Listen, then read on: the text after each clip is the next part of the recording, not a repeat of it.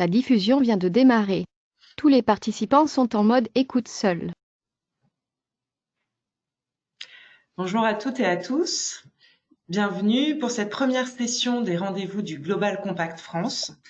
C'est une proposition que l'on fait durant cette période où beaucoup sont encore en télétravail, etc. C'est une occasion pour nous d'échanger et peut-être de aussi combler le manque des ateliers que l'on ne peut plus organiser de manière collective. Et tout cet échange de bonnes pratiques, nous sommes qui est un peu ralenti en ce moment. Alors, ce rendez-vous, ce sera un rendez-vous régulier. On voudrait vous le proposer tous les mardis à partir de 11 heures. Le prochain se tiendra le 7 juillet sur la question du télétravail et nous les reprendrons ensemble le 15 septembre à la rentrée. Donc, je vous le disais, c'est une volonté de faire évoluer nos méthodes de travail, de se nourrir, de parler bien sûr de la crise que nous vivons et de la manière dont les entreprises s'adaptent, mettent en place des solutions. Ce sera aussi l'occasion de parler de RSE de façon globale et puis d'accueillir des invités qui auront une vision à nous apporter, qu'elle soit plutôt d'ordre historique, plutôt épidémiologique, etc. Donc, des rendez-vous qu'on va co-construire avec vous, puisqu'on vous proposera à l'issue de cette session de nous dire les thématiques sur lesquelles vous souhaitez que nous échangions. Alors, déjà, j'aurais dû vous demander pour commencer, est-ce que vous nous entendez bien? Est-ce que vous pouvez nous dire si le son, l'image est correcte? N'hésitez pas, vous avez un petit espace qui vous est indiqué qui s'appelle chatter où vous pouvez simplement, ah super, je lis oui, parfait, très bien. Alors cet espace, n'hésitez pas tout le long, superbe, parfait. Alors tout le long de cette session, n'hésitez pas à poser vos questions. À l'issue de celle-ci, on prendra un temps pour y répondre. On aura en gros 30 minutes de présentation et puis on gardera 15 minutes pour des questions. Alors, le programme que nous vous proposons, c'est le suivant. Voilà. En gros, un retour sur les 10 principes du Global Compact, comme guide et comme boussole durant cette période, un point sur les objectifs de développement durable, mais surtout le cœur, le partage d'expériences d'entreprises adhérentes du Global Compact. Et enfin, une dernière partie où vous pourrez nous dire bien quels sont les sujets que vous souhaitez voir traités. Aujourd'hui, j'ai le plaisir d'accueillir, donc moi je suis Falla Himalayenne, je suis déléguée générale du Global Compact France. J'ai le plaisir d'accueillir Annabelle Guillet et Astrid Bolo, Annabelle de l'entreprise Armor. Bonjour Annabelle. Bonjour à tous. Voilà, qui portera son masque tout le long de cette session. Tu nous expliqueras pourquoi après. Astrid Bolo, qui est responsable marketing de Sovag.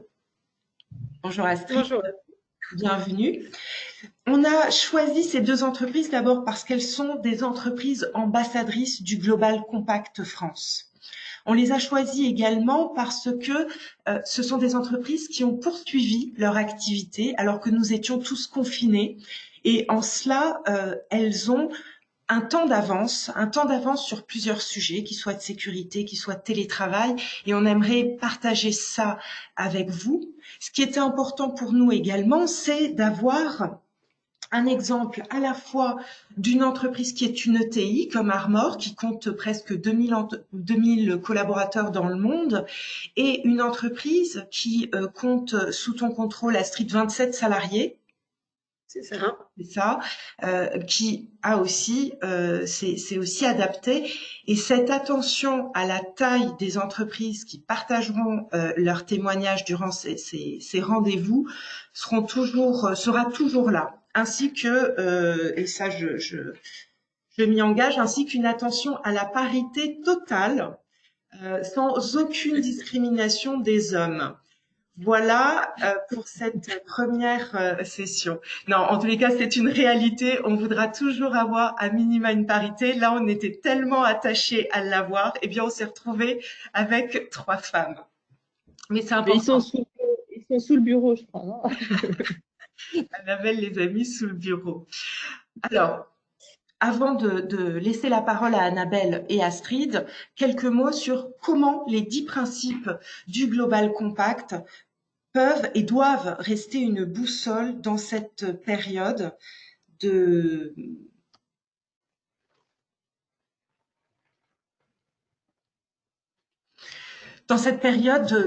crise, d'adaptation, de changement. Donc, le Global Compact des Nations Unies a appelé évidemment l'ensemble des entreprises à soutenir les travailleurs, les salariés qui sont touchés par l'épidémie de Covid et a émis un certain nombre de points de vigilance au regard des principes que vous connaissez. Donc, sur la question des droits humains, je vais simplement les revoir ensemble. Ces slides seront partagés avec l'ensemble d'entre vous. Mais n'hésitez pas, si vous avez des questions, à les poser tout le long. Donc, sur la question des principes liés aux droits humains, ce qui est important, les points de vigilance à avoir, c'est que les mesures qui sont mises en œuvre pour lutter contre le Covid soient accessibles aux personnes sans discrimination. Donc, concrètement, qu'est-ce que ça veut dire ? Dans un quotidien, par exemple, la mise en place du télétravail, eh bien, il faudra être attentif à des personnes qui ont des situations familiales, qui sont en garde d'enfants. Il faudra être attentif à des personnes en fonction de leur lieu de travail, des locaux qui sont disponibles pour qu'elles puissent être en télétravail. Il faudra être attentif, bien sûr, à l'état de santé, etc. Donc, c'est au-delà de la mesure qui est mise en œuvre pour lutter contre le Covid, c'est l'attention à ce que cette mesure ne crée pas de discrimination entre les différents salariés. Ensuite, veiller, bien sûr, à ce que les besoins de l'ensemble des personnes marginalisées et vulnérables soient pris en compte. Très concrètement, c'est évidemment toutes les situations qui sont liées à l'âge ou en tous les cas à la vulnérabilité par rapport au Covid. Un autre point de vigilance est la question du traitement des données personnelles.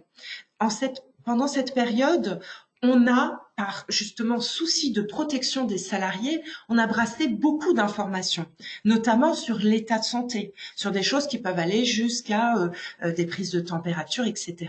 Donc cet état de santé et la question de l'âge, etc., tout ça correspond à des données personnelles, pour certaines des données sensibles, et dans leur traitement, dans leur conservation, il faudra être vigilant. Et puis évidemment, soutenir les populations fragiles. Ça, c'est pour l'aspect qui porte sur les droits humains. Sur la question des normes du travail, ce sera bien sûr tout ce qui est lié à la prévention, la santé, les éléments de risque sanitaire. Il y a également, bien sûr, s'efforcer d'assurer au maximum une stabilité de l'emploi et des revenus, organiser le travail en fonction bien sûr des situations familiales, etc. Donc ça, ce sont aussi des points qui sont quand même qu'on a retrouvés pour l'ensemble bien sûr de nos entreprises. Il y a un point, pardon, je réalise que je n'en ai pas parlé sur la question des droits humains, mais qui est important. Un point sur lequel les entreprises ont aussi un rôle à jouer, c'est certaines situations individuelles. On parlait des personnes vulnérables. On a très bien vu que ce confinement a amené pour des situations familiales complexes, on les a amenées à s'aggraver, notamment pour les femmes qui étaient victimes de violences. Et ça peut être un espace sur lequel les entreprises ont un rôle à jouer. Et certaines des entreprises du Global Compact ont mis en place des lignes d'écoute, des permanences pour pouvoir assurer à ces femmes un minimum de suivi et de possibilité d'alerter par rapport à ce qu'elles vivent dans leur quotidien. Ça, c'était pour la question des droits humains et des normes internationales du travail. Sur l'environnement, bien évidemment, encourager le télétravail, eh bien, ça peut rester aussi un point important jusqu'à aujourd'hui. Bien sûr, garder la vigilance par rapport à l'environnement dans tout ce qu'on a pu avoir dans ce qui concerne l'acquisition des équipements de protection individuelle, dans la gestion des déchets, et de façon plus générale, parce que l'environnement est peut-être pas ce qui a été le plus touché pendant cette crise, mais c'est davantage garder une attention à cette thématique, maintenir sa vigilance et son engagement. Sur la question de la lutte contre la corruption, c'est bien sûr avoir une communication transparente, c'est aussi assurer le lien avec l'écosystème, et ça, c'est également vrai dans la question des normes internationales du travail, c'est-à-dire les chaînes de valeur. Un point important aussi, c'est veiller à ce que les produits et services soient distribués et vendus de manière éthique. On a vu quand même beaucoup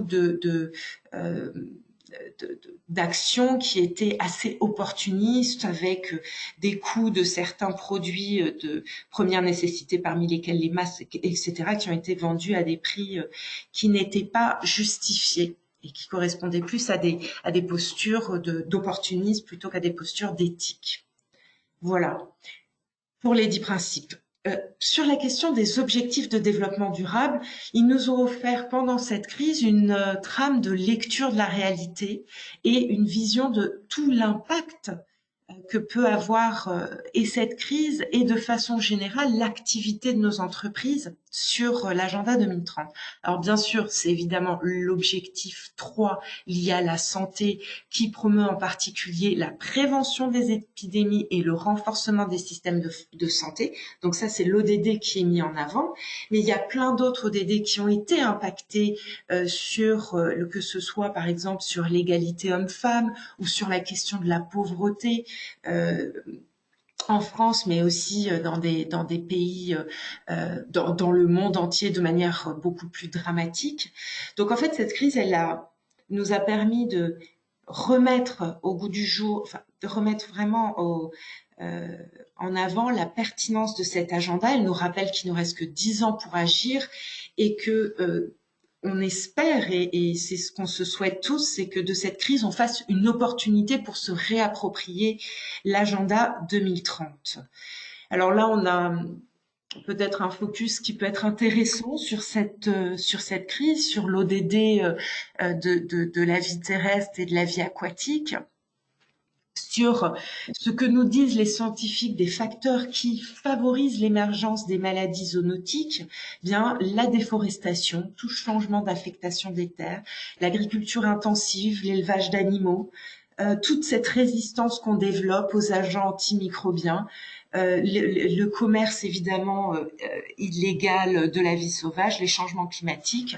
Et ça, encore une fois, nous montre combien, pour sortir de cette crise et pour s'assurer une pérennité économique de nos entreprises, entre autres, et juste une pérennité de nos vies et des vies des humains, mais du vivant dans son ensemble, on doit prendre en compte l'ensemble de l'agenda 2030.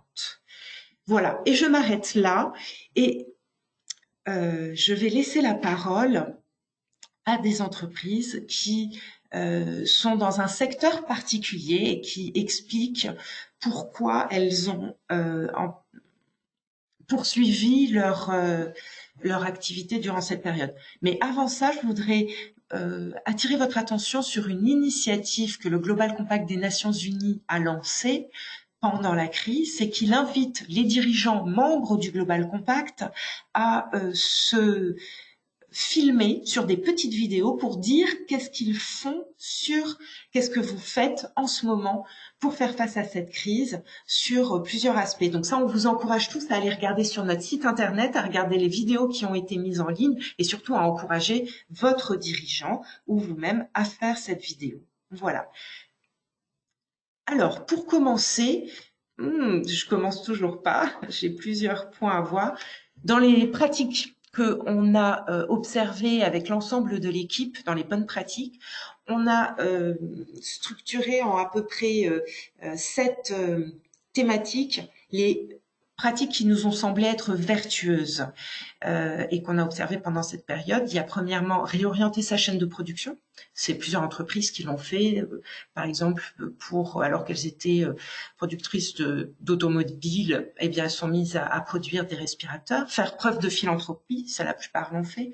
Soutenir l'écosystème, soutenir les sous-traitants, les PME, adapter ses activités et faire preuve d'innovation. Bien sûr, avoir une attention à l'ensemble des ressources humaines, mais aussi des ressources humaines de la chaîne de valeur, des sous-traitants. Enfin, une des pratiques qui se structurent autour des partenariats, et je pense qu'à la fois Annabelle et peut-être Astrid nous en parleront, et une pratique qu'on a beaucoup noté, c'est celle de la redistribution de la valeur avec des dirigeants qui ont diminué leur rémunération, qui ont redistribué une partie de leur rémunération, des primes qui ont été versées, et donc voilà, pas mal de choses autour de cette question de la rémunération.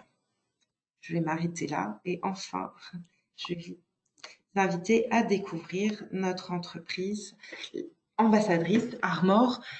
Annabelle, qu'est-ce que cette crise a signifié pour Armor? Qu'est-ce qui s'est passé et quel enseignement tu en tires? Peut-être, ouais, avant de répondre à ta question, Féla, je vais alors, celle d'avant, ouais. Hop, t'as été trop vite. Tu peux revenir sur la présentation d'Armor? Je vais vous expliquer qui est Armor, parce que c'est vrai que des fois on nous confond avec d'autres. Donc, Armor est une entreprise qui a bientôt une centaine d'années, qui est basée à Nantes. On est une ETI. Et l'activité principale d'Armor est la fabrication, on va dire, d'encre pour l'industrie. Sauf que c'est pas de l'encre sous la forme liquide, c'est ce que vous voyez sur la première photo, c'est sous la forme de rouleaux. Et avec ces rouleaux-là, les utilisateurs de nos produits vont imprimer, par exemple, des codes barres, des dates de péremption, qui sont utilisés dans toute l'industrie, et ce qui va nous intéresser aujourd'hui, dans l'industrie agroalimentaire, dans l'industrie pharmaceutique, qui a tourné justement pendant le Covid, et du coup, ça a fait que nous, on a été déclaré activité essentielle pendant toute la période du Covid, qui explique pourquoi on a continué. À côté de ça, on a d'autres activités. L'activité qui est représentée par la deuxième photo, c'est une activité autour de l'économie circulaire où on est impliqué dans la collecte et la remise en service de cartouches d'encre laser ou jet d'encre, et on vient réparer, remettre en service ces produits-là. Et ensuite, toutes les activités qui sont décrites dans les pavés bleus plus clairs, là, sont des activités d'innovation. On est en train de se transformer, imaginer le monde de demain, sur des nouvelles activités qu'on a appelées New Tech. Et donc, ça fait un petit paquet d'années maintenant qu'on investit, plus d'une dizaine d'années qu'on investit dans ces nouvelles activités. Quelques exemples. Donc, Armor Solar Power Film, qui est une activité pour laquelle on développe des films photovoltaïques souples. Alors, je suis en train de chercher ça tout de suite. À côté de moi, vous voyez, ça ressemble à ça.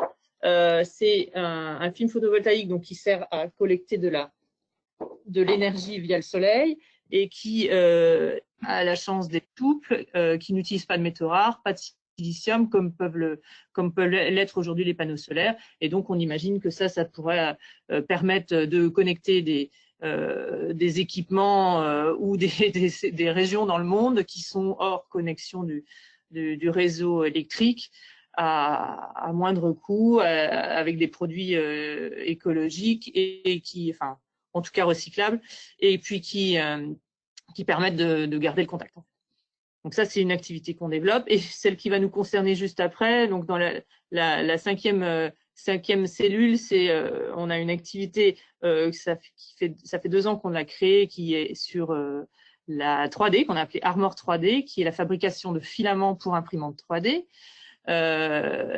Et justement, c'est une activité qui s'est retrouvée sollicitée très fortement pendant le Covid, parce que En fait, on a été, si tu veux présenter le slide juste d'après, Fela, on a été, dès les premiers jours de la crise, voilà, on a été sollicité par l'Université de Nantes qui savait qu'on avait une activité dans le 3D et qui nous a dit, est-ce que vous ne pourriez pas fabriquer des visières pour le personnel soignant du CHU de Nantes.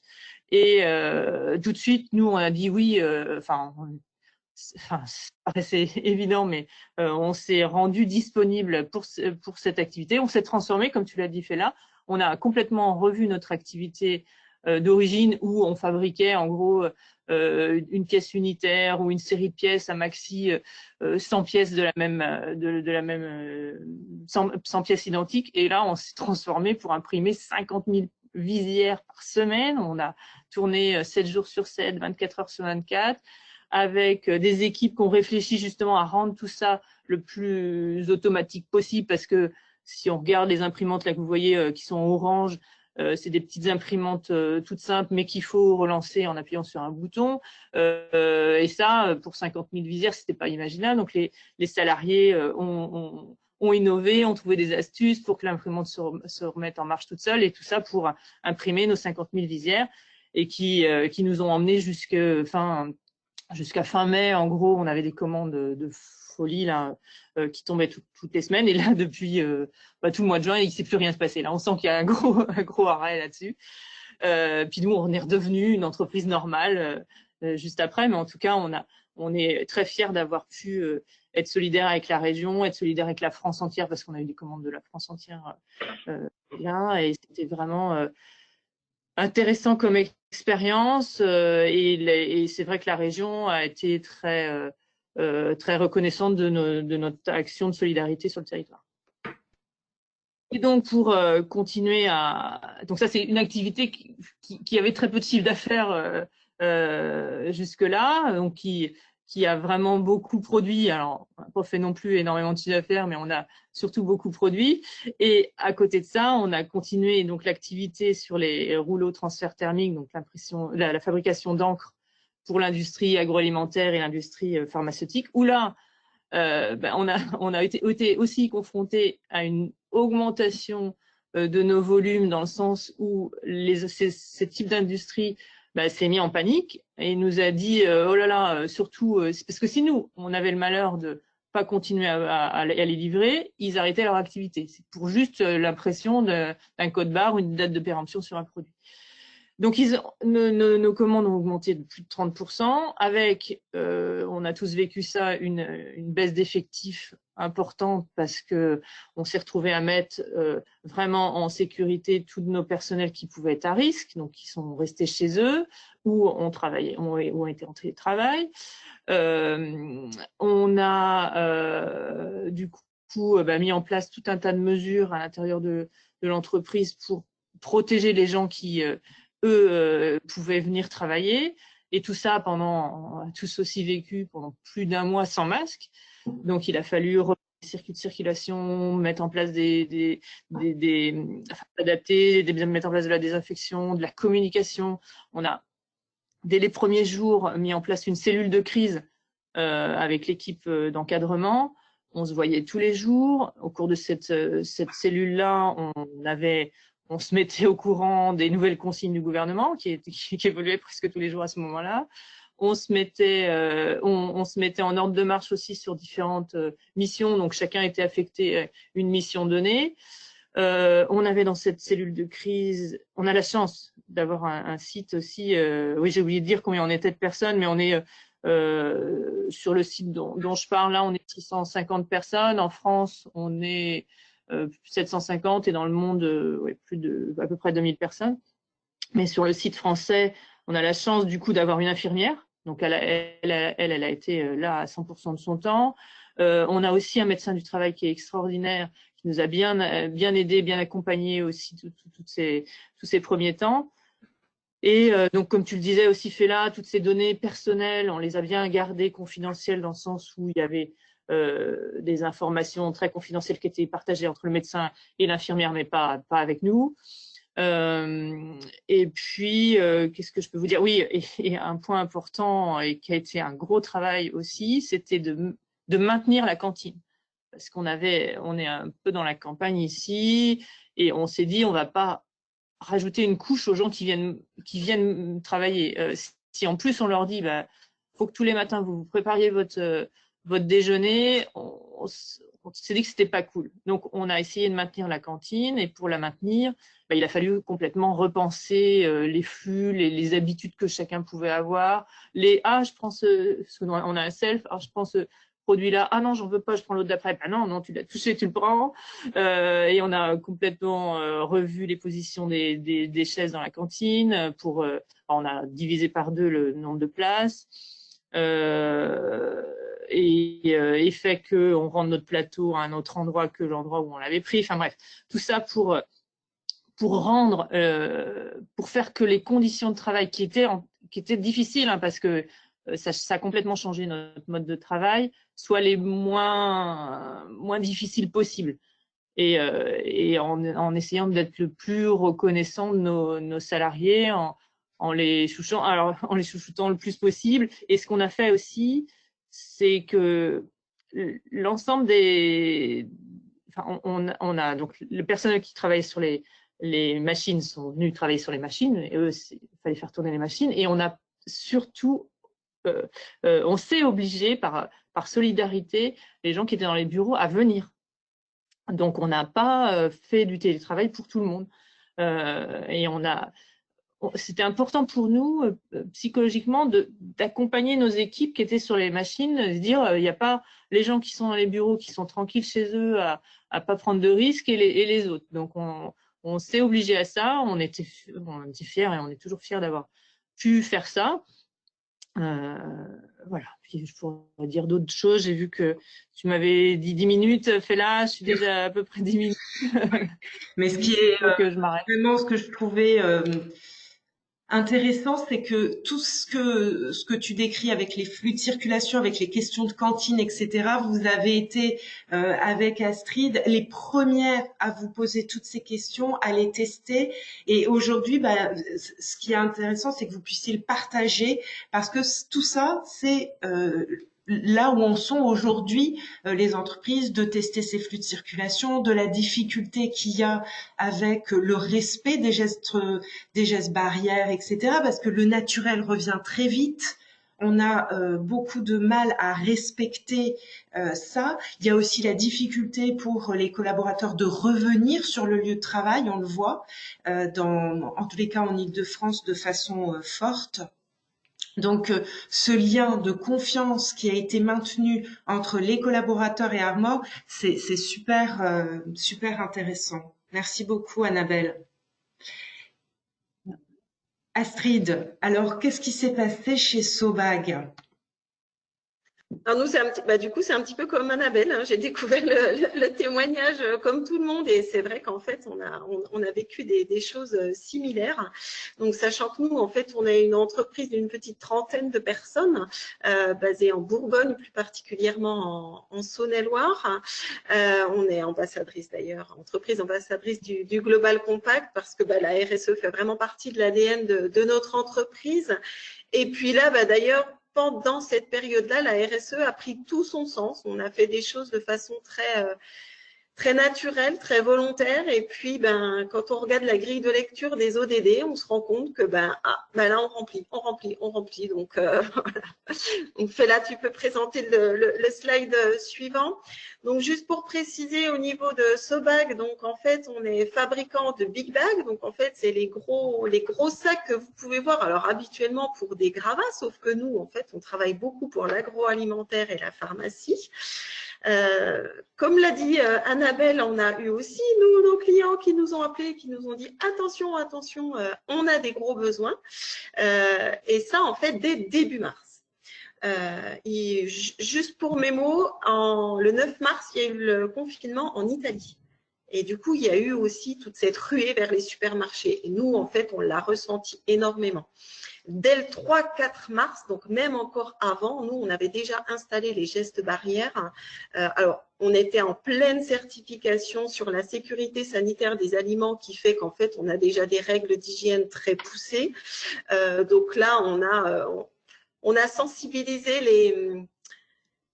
les collaborateurs, enfin les salariés au mètre de distance qui n'est absolument pas naturel pour un Français. C'est peut-être ça qui a été le plus dur, mais comme on l'a fait dès le 3-4 mars, et ben en fait, ça s'est fait quand même assez facilement. On a revu également au niveau des pauses, pour en fait faire des pauses à différents timings pour pas qu'il y ait un afflux de personnes, mais tout en gardant en fait une convivialité. Il fallait absolument rassurer nos salariés, ça c'était essentiel, leur montrer qu'on pouvait travailler dans des conditions sanitaires qui étaient tout à fait correctes. Et il est clair que nous, voilà, on avait des demandes de nos clients. Juste un petit exemple qui est assez caractéristique des Big Bags pour les céréales de petit déjeuner, on en a refait très vite. Et on a un client, par exemple, qui est producteur de farine, qui a utilisé en 4 mois la quantité de Big Bag qu'il utilise habituellement en 1 an. Tout le monde voulait faire son pain à la maison, enfin voilà. Et donc du coup, voilà. Donc nous, c'est vrai qu'on a été très sollicités pour des levures également. Enfin, alors on ne travaille pas que pour l'agroalimentaire, mais en tous les cas, on a priorisé nos clients de l'agroalimentaire. Bien entendu, il a fallu anticiper quand même l'approvisionnement des matières premières. Il a fallu gérer les transports et ça, c'était pas forcément évident. Mais ça s'est fait et ça s'est fait, je dirais, alors il y a eu du stress, mais dans un sens de la sérénité grâce à la communication qu'on a pu mettre tous ensemble. Et puis de la même façon qu'Annabelle, les personnes administratives, j'en fais partie. Et en fait, on a été totalement solidaires des personnes de la prod. La prod, elle peut pas se faire en télétravail. Donc, nous, dans les bureaux, on était là. On était là et on a mis en place des actions RSE pour aussi faciliter la vie des salariés, que ce soit pour les enfants, imprimer les devoirs, par exemple, c'est des choses toutes bêtes, mais distribuer du gel hydroalcoolique ou des masques. Alors nous, des masques, on en a eu très rapidement parce qu'on a un partenaire qui faisait des masques en tissu. Les tissages de Charlieu, pour ne citer que. Et donc, nous, dès le 23 mars, tout le monde avait des masques, y compris pour les familles. Donc, ça, c'était important. On a fait livrer des fruits, des légumes, du fromage, des fermes voisines, parce qu'en fait, c'était très difficile d'aller faire des courses. Tout le monde utilisait des drives, mais en fait, il n'y avait plus trop accès aux fruits et des légumes. Donc, nous, on s'est mis en contact avec un primeur local et puis les collègues notaient leur liste et on faisait livrer. Et ça, c'était prendre soin de nos salariés et ils ont beaucoup apprécié et ça a fait qu'ils ont continué à venir travailler, nous ont remerciés. Ça a mis une bonne ambiance, on peut le dire. Donc voilà, ensuite on peut passer au slide suivant. Oui, bien sûr. Sur la partie vraiment action pour la crise, de la même façon qu'Annabelle a parlé des visières, nous en fait on a une machine de découpe laser. Alors c'est la photo que vous voyez tout en bas. On peut travailler sur 1,80 m de largeur et donc en fait on a pu découper jusqu'à 220 000 masques en tissu grâce à cette machine. Donc, dès le début, en fait, nous, on savait qu'on avait cette machine qui était adaptée à du tissu. Et donc, en fait, on a dit, les personnes qui souhaitent faire des masques, mais qui n'ont pas de moyens de découper de façon nette et rapide, et bien à ce moment-là, nous, on met notre machine à disposition et c'est ce qu'on a fait. Sur les 220 000 masques, la grande partie a permis de faire travailler également en fait des ateliers de confection, d'insertion. Pour eux, c'était très important parce qu'ils souhaitaient vraiment travailler et en plus, ils le faisaient pour une bonne action. Donc tout ça avait du sens. On a également participé à un projet qui était très valorisant. En fait, on a participé à un projet de 15 000 blouses solidaires pour le CHU de Dijon. Et c'est vrai que pour ce projet-là, en fait, il a fallu sortir des blouses très, très rapidement. Et donc là, la notion de partenariat et de solidarité a pris tout son sens. On a fait appel à un de nos partenaires qui, lui, a pu finalement, à partir d'un patron sur papier, a pu faire le fichier informatique pour notre machine. Nous, après, on a pu adapter pour la machine. On a eu des tisseurs, donc des industries textiles en fait en local qui ont fourni le tissu, d'autres, il y en a eu des couturières. Enfin, du coup, en fait, il y a eu un élan de solidarité autour de ce projet-là et c'était beau à vivre. Enfin, franchement, on disait que voilà, on venait pour une bonne chose, en plus du travail habituel, bien entendu, puisque du coup, je vous rappelle qu'on avait toujours nos clients de l'agro qui voulaient des sacs. Et puis, on a également fait tout un travail sérieux sur les masques, parce qu'en fait, on s'est rendu compte qu'il y avait tout et n'importe quoi, tant au niveau des matières que, Fela, tu en parlais, des prix exorbitants. Donc, nous, en fait, on a beaucoup travaillé sur du développement de masques en tissu, avec un sourcing local. Qui dit tissu, dit lavable, réutilisable, moins de déchets. Donc, voilà, les ODD prennent tout leur sens également. Et puis, l'aspect, je vous en ai déjà parlé, en fait, finalement, toute l'attention que l'on a portée à nos collègues, je vous les ai cités et là, en fait, voilà, je les ai listés. Pour nous, ça coulait de source, voilà, et c'est ce qui s'est passé, voilà, dans notre petite entreprise. Merci beaucoup. Voilà. Merci beaucoup, Astrid. Alors, ce que je vous propose à ce stade, c'est de prendre 2-3 minutes. On va couper les micros et on va vous laisser le temps de nous envoyer vos questions sur ces 2 témoignages d'entreprise, sur ce qui vous intéresse, que vous voulez voir approfondir. Et à la suite de quoi, nous ferons une rapide synthèse et surtout, on prendra le temps de choisir avec vous quels sont les sujets que vous souhaitez voir traités dans nos prochains rendez-vous. Allez-y, 2-3 minutes pour poser vos questions. À vous.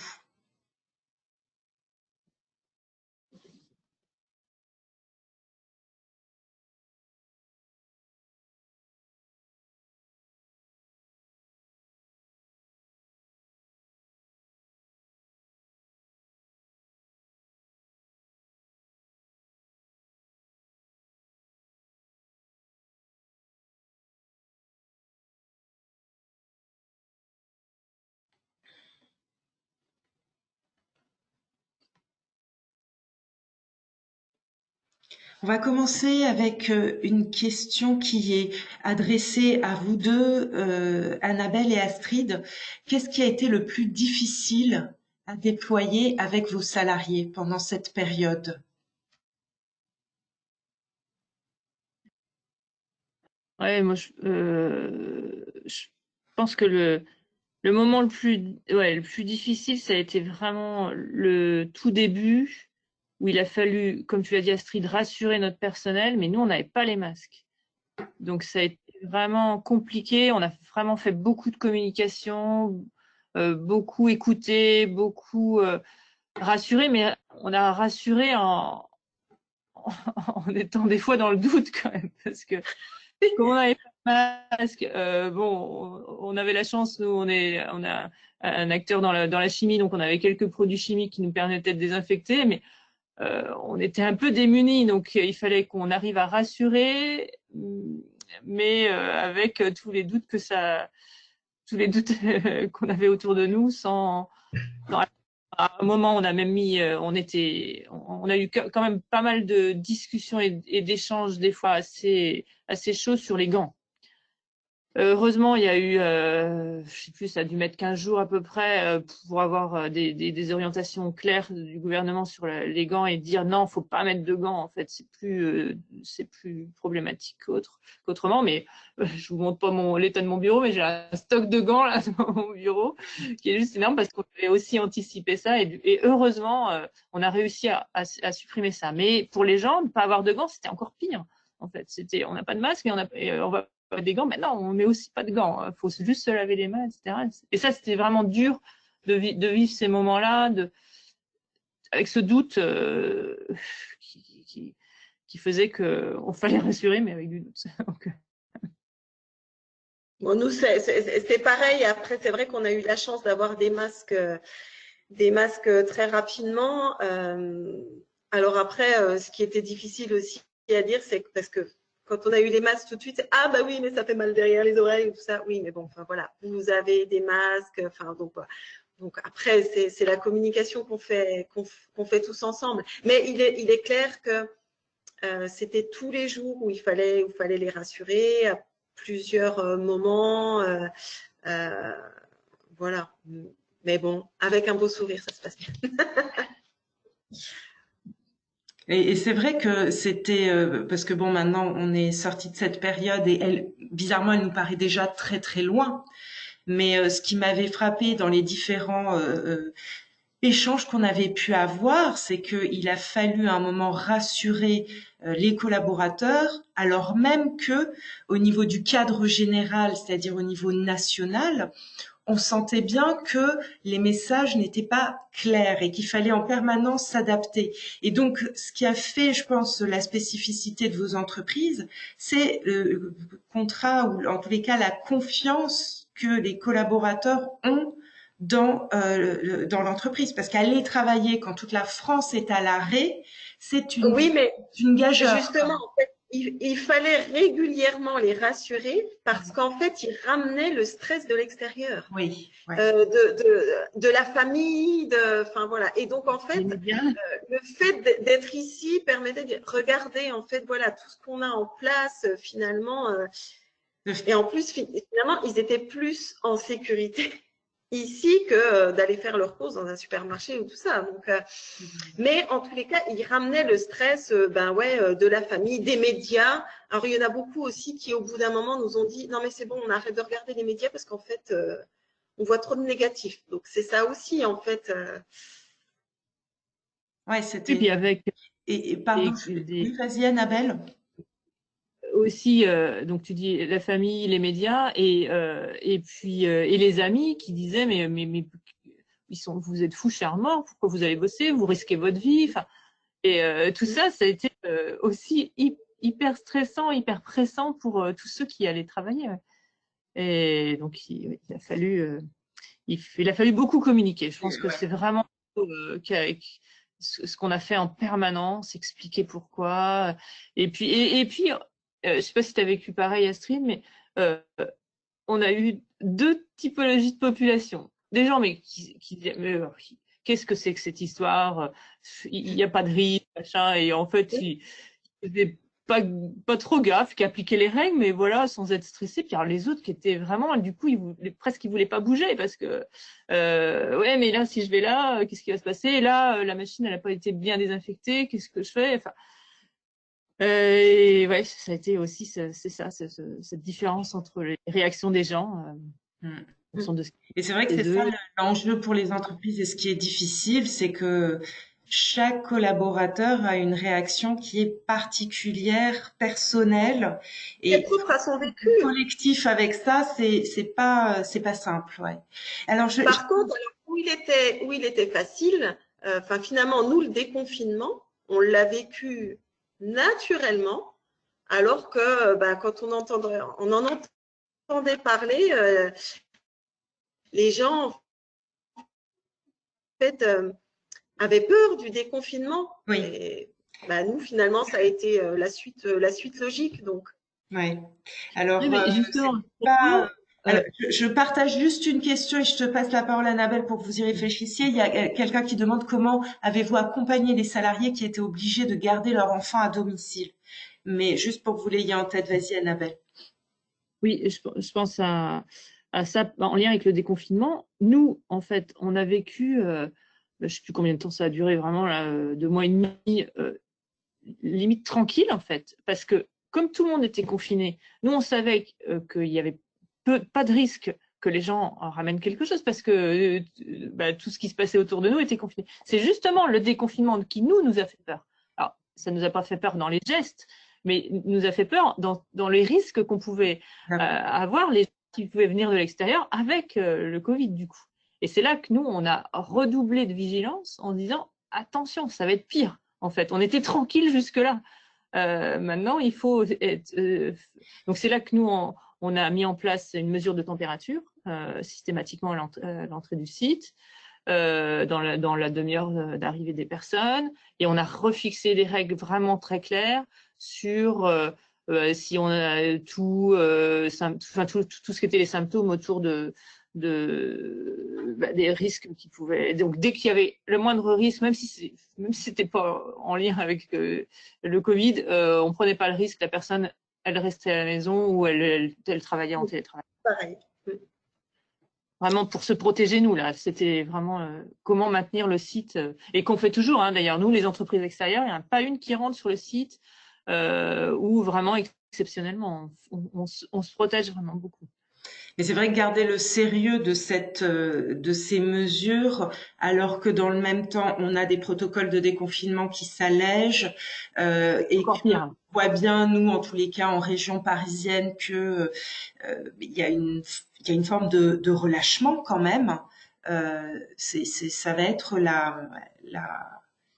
ça va être le point important. Alors, sur cette question de la garde des salariés qui avaient des enfants en garde, comment vous êtes organisés? Il y en a eu quelques-uns. Nous, quelques-uns, donc on a été vraiment, enfin, c'est nous qui nous sommes adaptés en fait pour. Après, en fait, c'est des lignes de production, donc en fait, on redispatchait en fait les rôles, mais les personnes qui pouvaient pas garder, enfin, qui devaient être à la maison pour garder leurs enfants, forcément, ils sont restés à la maison. Mais Annabelle, tu le disais tout à l'heure par rapport aux personnes en chômage partiel, nous, on a une de nos collègues qui est restée très longtemps et elle avait qu'une envie, c'était de revenir. Elle nous disait, mais vivement qu'on puisse prendre ma fille. Je suis pas soignante, donc en fait, à l'école, j'ai pas mais j'ai qu'une envie, c'est de revenir travailler. Donc, parce que je pense que d'être entre quatre murs, même si on habite à la campagne et qu'on y vit bien, c'est pas une vie, quoi. Et probablement que d'être dans l'action, comme vous l'avez été, même si c'était à des niveaux d'activité quand même vraiment très important par rapport à votre seuil d'activité habituel, c'est possible aussi que c'est joué une forme de pare-feu psychologique, parce que quand on est dans l'action, on se pose moins on peut être psychologiquement. Tout à fait. Et oui, Annabelle, sur la garde des enfants. Ouais, on a tout de suite réagi, soit télétravail quand c'était possible, mais c'est vrai que quelqu'un dont le métier était de faire tourner une machine, là c'est plus compliqué, et dans ces cas-là c'est du chômage partiel qui a été appliqué. Après, nous on a aussi rapidement, mais dès les premières semaines, on était en train de négocier les augmentations générales et on a tout de suite passé des messages et des actions, en fait. La participation et l'intéressement qui auraient dû être négociés et discutés en deuxième semestre, en fait, a été discuté dès le premier trimestre. Et on a doublé la participation et l'intéressement qui a été viré dès fin mars aux personnes. Donc ça, c'était une première mesure. Et après, là, on vient de statuer aussi. On est en train de donner 1 000 € à tout le personnel qui est venu, qui était présent sur le site pendant toute la période difficile.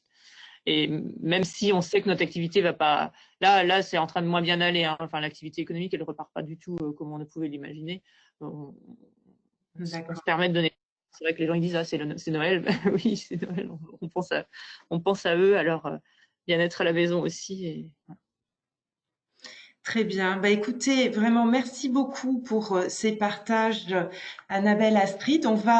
Je vais vous demander, donc, avant de poser la question des sujets que vous souhaitez que l'on traite ensemble, je voudrais simplement dire les 3 points qui nous ont marqués avec l'équipe par rapport à vos activités. C'est à quel point la situation vous a mis aussi en posture d'innovation. Et ça, pour nous, c'est un point essentiel.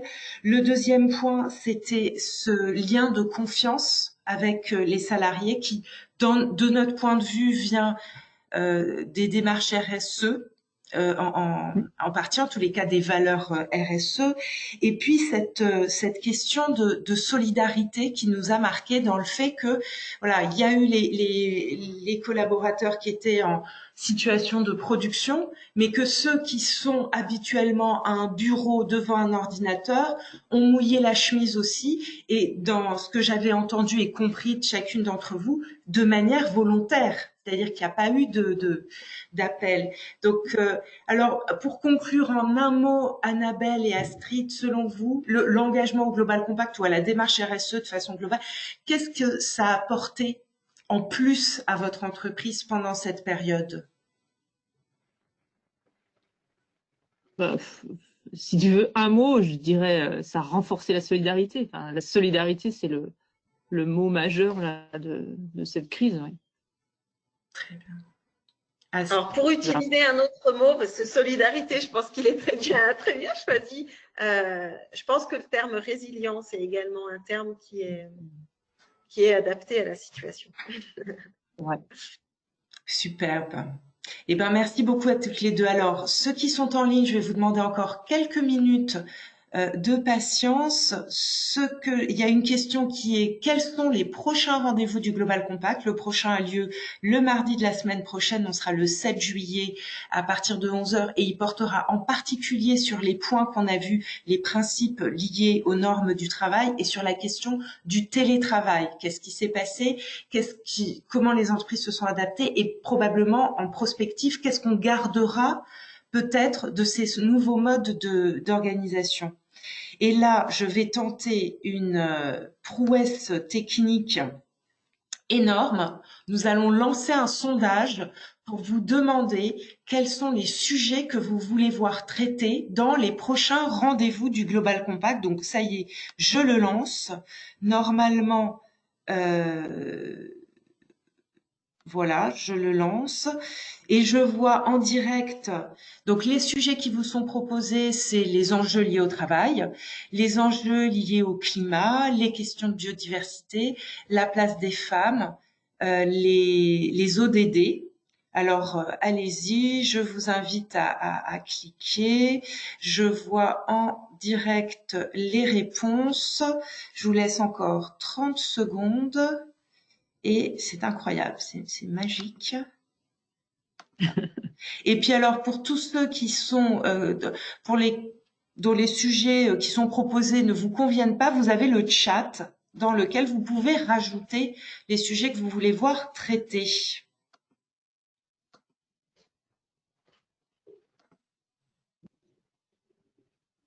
Très bien. Alors, voilà, on va s'arrêter là.